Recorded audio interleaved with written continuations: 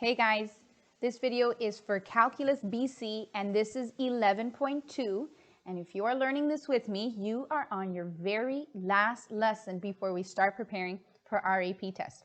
So we're going to talk about vectors. You've seen vectors a lot in Precalc towards the end of chapter 6 in case you want to go back and recap any of that info. But when we talk about them in terms of calculus and how we're going to start seeing changes in total amounts, we're going to see them in parametric form. So to recap from Precalc, a vector is a line segment that has both direction and magnitude, okay? So here's one that is not in standard form. It's kind of like floating in that first quadrant. Standard form would be just to move it to the origin, okay? So if you ever needed to do so, you can just subtract the distance of the x's to get your a, okay? And then subtract the differences of your y's to get that b, to get that location. And then a comma b would be the vector, right, where it's located at. So in Precalc, we were very simple as saying, okay, the vector was at like 2, 4. But now instead of giving a specific spot of the vector, we're going to be talking about a function that represents how this vector can move.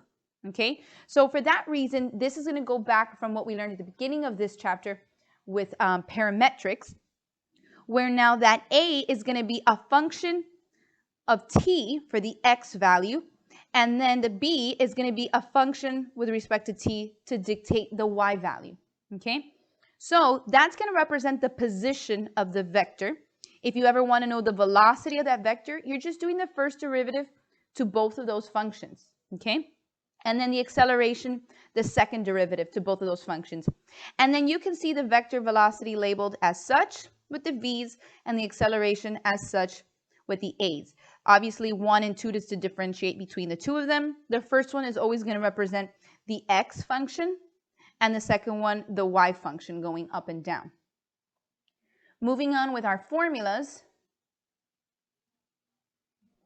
we can ask what the speed of the particle is, or the magnitude or length, those are some synonyms of the velocity vector, okay? And that is the square root of the derivative of the x function squared plus the derivative of the y function squared, okay? We can also ask for the displacement, which we've learned in the past is the integral. You would just do the integral of the velocity of each of them, the x function and the y function, or remember we said v1 was the x function and v2 was the y function. We have total distance traveled, which we've seen before, like in our motion work, that we have the absolute value of velocity inside of the integral. But when you do have those two separate functions, you're going to have to use this formula, which is the integral from a to b of the square root of the first function's velocity, squared, plus the second velocity function squared dt. Okay? And now, as always, be very, very careful of initial conditions. Remember that whenever they're asking you for the position of a function, that position of that function, let's add that to our list here. Okay? Position is going to be my initial condition plus the amount that I move after that. So if I was initially already 5 feet up and then I start changing at a certain time, now we're going to take into account how much the total amount that I changed. Okay, so anytime there's a question that says find the position of the particle, you're going to take initial condition plus the amount, the distance traveled, okay? All right, let's take a look at this first question. It says a particle moves on a plane with the velocity vector v of t given. And you can see the first function in terms of t and the second function in terms of t. Remember, the first one represents the movement along the x, and the second one represents the movement along the y. Then it tells you at time 0, the particle is already at 1, 5.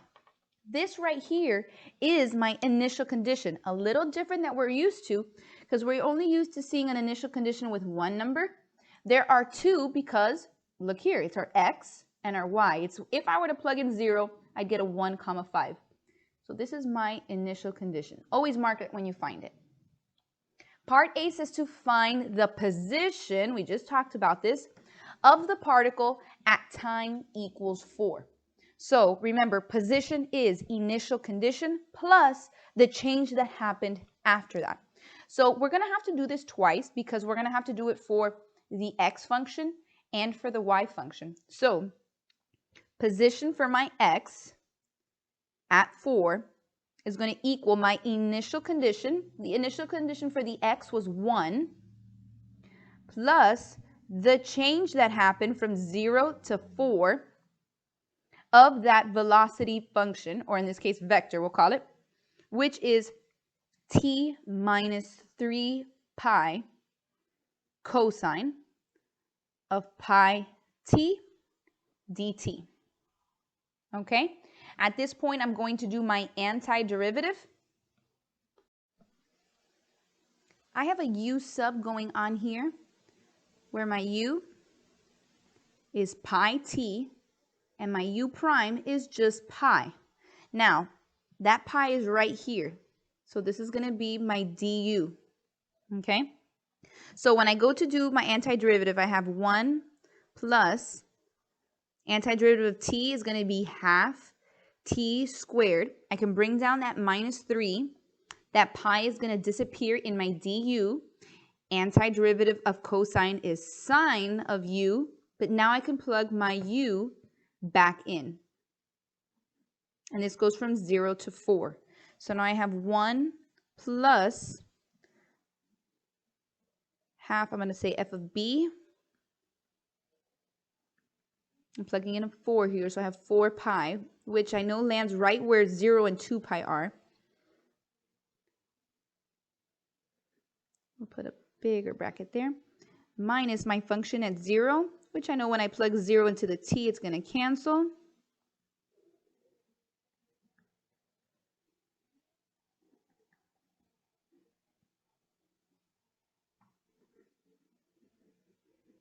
All right, now let's go to our unit circle. Again, 4 pi is just like if I would have gone around my unit circle twice and landed back at the origin. Sine at the origin at 0 or 2 pi, or the second time 4 pi, is just 0, which cancels out this entire value. 0 cancels out here, and 0 times pi is 0. Sine of 0 is 0, which cancels out this entire term. So what I am left with here is 1 plus, this is 4 squared is 16 over 2 is 8. So here I end up with 9. Now I've solved the answer for the position of my x value. Now I have to do the same exact thing for my y value, which is my initial condition. Now the initial condition for y was 5 plus the change from 0 to 4 of my y function, which is 2t minus pi sine of pi t dt.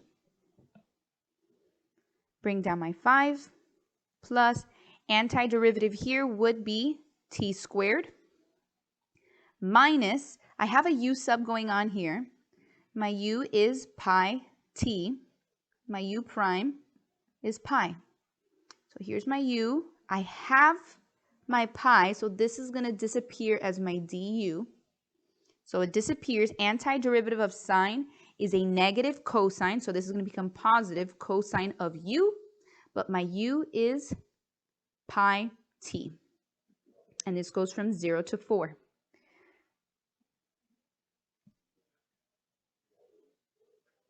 So now my function at b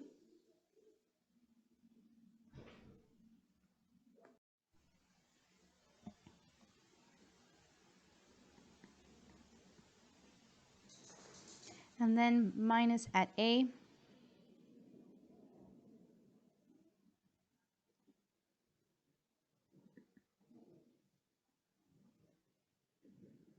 All right, so now I go to my unit circle.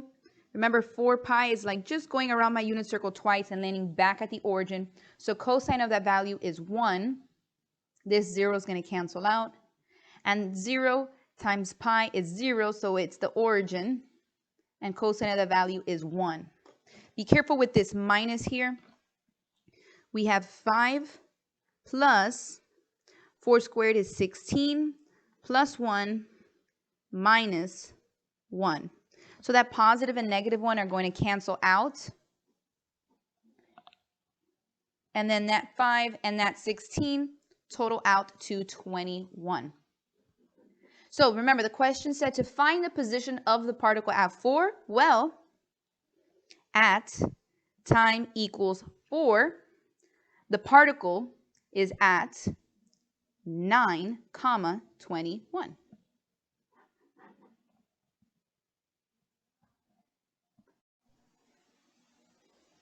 All right, for this same question, part B says, what is the total distance traveled? That's a keyword there for your vocabulary. Total distance traveled. We have a formula for that. Of the particle from 0 to 4. So we know that the formula of that is the integral from A to B of the square root of the x function, the velocity, right, which was given, squared. So the x function was t minus 3 pi cosine of pi t. Be careful with your parentheses. If you open one here, you're going to have to close it here. These are for the cosine. Squared plus the y function of velocity, which is 2t minus pi sine of pi t. I'm closing the parentheses for the sine and closing the parentheses that started in front of the 2. We're going to square that one and put dt. Okay? So again, we're going to jump to our calculator for this part, but your parentheses are so important. For every parentheses open, you must have it closed. So if you have the TI-84 plus CE, which is the one I suggest for my class, it's really nice in the notation. It doesn't get too crazy. The only additional parentheses you're going to be seeing happening is that they put an open parentheses in front of the square root. They'll put one here, and then they'll expect you to close it when you want the square root to finish. I even had to do this on my calculator a few times because I missed one or two things. I missed either the square root or I missed a parenthesis. So please be very careful. But when you put this in your calculator, you can see the square root from 0 to 4. I'm sorry, the integral from 0 to 4, and then the square root. Notice, an open parentheses for the integral, open parentheses here. Close the cosine, close the squared, and it doesn't even fit. You're going to have to scroll. But then it will give you 33.5327. Remember, for AP, we're putting at least 3 decimal points and not rounding. So this gives us, and the moment you round or you don't put every single decimal, always put an approximation symbol. We have 33.5327. Okay, and we are done. For our last question, I'm going to take you to an actual FRQ. Believe it or not, we're taking it back. This is from 1999, number 1, part C. Okay, it is a BC question. Usually the first question from the AP test, if it's a BC test, is switched the topic, okay, over to one of these vector ones in specific. And remember that questions 1 and 2 are calculator based, so we're going to be allowed to use that here. The given information says a particle moves in the XY plane so that its position at any time t is given between 0 and pi, and the function x of t is given here in terms of t, and y of t is given here.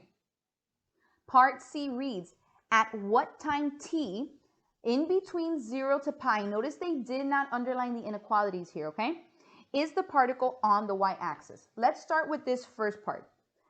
This is what I'm going to change my window to. Okay, that's going to help me see clearly. And then it says when the particle is on the y-axis. Okay, take it back to your algebra days. If a particle is on, or anything, a graph is on the y-axis, that means that x equals 0. So what we're going to do is we're going to take this x function and set it equal to 0. So we're going to say x of t equals, I'm going to write it as half t squared minus ln of 1 plus t. and I'm going to set this equal to 0. So in my calculator, I'm going to plug this into y1, and then in order to set it equal to 0, I'm going to go second cal 0, and make sure that my window is adjusted before, I do this step to in between 0 and pi, okay? So I've gone ahead and typed that into my calculator. Remember that the variable on your calculator, unless you switch to parametric mode, is still an x, okay? So you'll see that the x's appear where the t's are. I plug it in. I fix my window. I put 0. I didn't type in those decimals, guys. Watch, if you press delete here, or I'll press clear, I'm sorry, and I press second, and then this little arrow button to put the pi, it puts a pi symbol and it'll do it for you. So now I graph, and we can see the image, and we can kind of see that it's going to hit the 0 right around there. So now I press second cal, 0 is number 2, and I want a left and a right bound. I could even type in 0 as my left bound, and then type in pi as my right bound. Guess, absolutely. And it'll find it for me, and I get that 1.285 and so on. So I'm going to roughly write that rounded on my paper, but I'm going to save this in my calculator by going to my home screen. So I'm going to press second mode, and now I'm going to press the X button because it's the last X that was solved for, and press enter, and that whole decimal appears there. Okay, so remember, my X on my calculator is really the time, the T, when it equaled 0. So 1.2858 and so on, right? But I have the whole thing saved on my calculator. The next part of this question reads, find the speed and acceleration of the vector of the particle at this specific time we just found. So this is already going to give us a point. Now, let's look for speed. I know that speed is the square root of dx dt squared plus dy dt squared. But now they want us to solve that when t is this 1.2858 and so on. Okay? Now remember, I have my calculator. I already went ahead and had typed this x function into my y1. So if this is a calculator question, I'm going to go ahead and put this one into y2. Okay? I'm going to take a minute and solve what dx dt is at this value, dy dt is at this value, square them, and then I'll add them and put them in there. Okay? So we're going to go to our calculator. Right?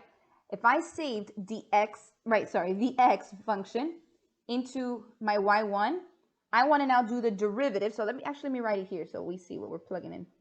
I'm going to do dx dt at t equals 1.285 and so on. I'm going to find that in my calculator. And then I'm going to do dy dt at that same t. So the buttons on your calculator, it's alpha, window, and derivative is number 3. Okay? My calculator is in terms of x, and now I'm going to do the derivative of dx dt, which is in my y1. So I'm going to press alpha and then trace, and here I can pick y1. And if I want my x value to be this entire decimal, I'm not going to waste time typing it. I'm going to scroll up and press enter. Press enter one more time, and now I have this decimal, which is 0.8484 and so on. I'm going to do the same exact thing, but for y2, which is for the y function.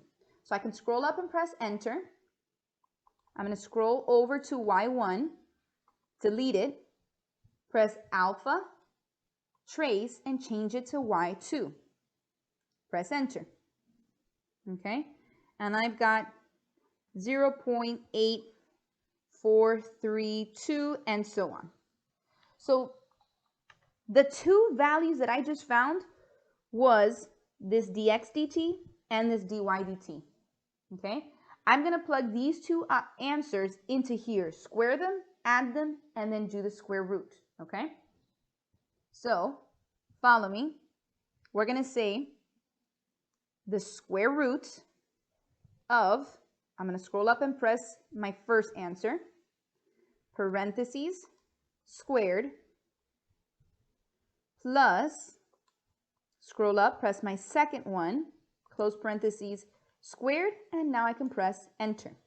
1.96 and so on. So what you just plugged into your calculator is you did, right, I'm rewriting this, the square root with this 0.84 so on squared plus this 0.843 so on squared.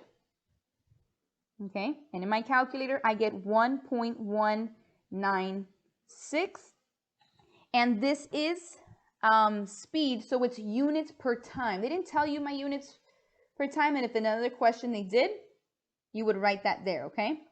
And that would be your final answer for speed. Remember not to round until you get to the very last step, okay? Now the next part says to find acceleration. So we did this first part of finding the time. We did the second part finding the speed. Now we have the acceleration at that time.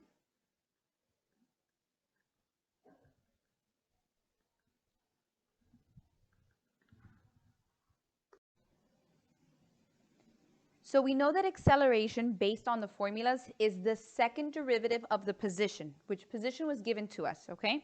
So it would be the position's second derivative at the time t that was given to us. We're going to do that for the x and for the y, okay? We do not need to do this by hand, so I'm going to show you how to do this in our calculator. Remember that we have already plugged in the x function into y1 and the y function into y2. But these are positions, and my calculator can do the first derivative. I need to get to the second, okay? So I'm going to go to my y1. So again, here's my x function and my y function. I'm going to go down to y3, and I'm going to press alpha, window, and my derivative option is number 3. So I can create y3 to represent, I'm going to type in x here, the derivative of y1. So I'm going to go ahead and press alpha, trace, and type in y1. And I want this to be represented for all x values. So now y3 is representing the first derivative. And now my home screen, if I were to do the derivative of y3, it would take me to the second derivative for this x function. Okay, so I'll put it on my paper here.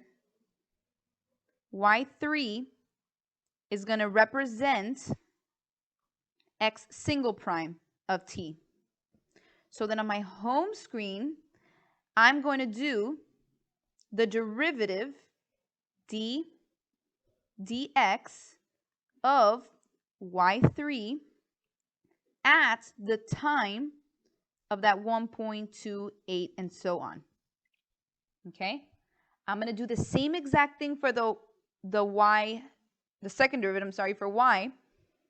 All right, let's do it here first. On y4, I'm going to do the same thing, but now for y2.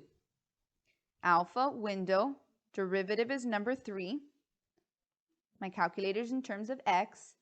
And now I want to do this for y2, which is my y function. So alpha, trace, y2.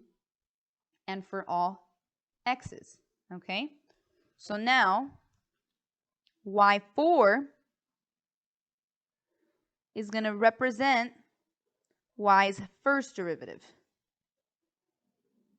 So on my home screen, I'm going to say d dx to now get the second derivative of that, of y4, at the time of that 1.28 and so on, okay?